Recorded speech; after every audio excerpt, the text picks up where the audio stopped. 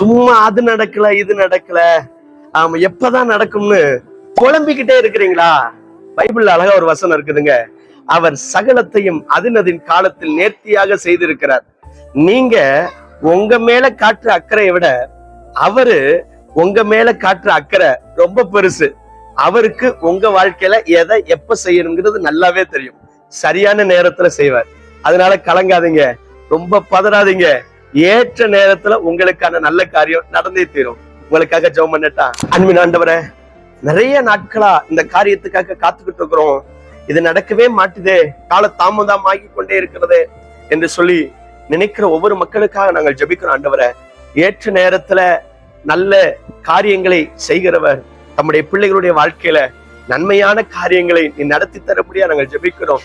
தாமதங்கள் விலகட்டும்.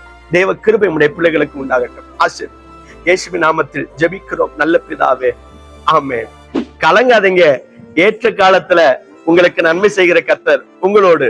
God bless you.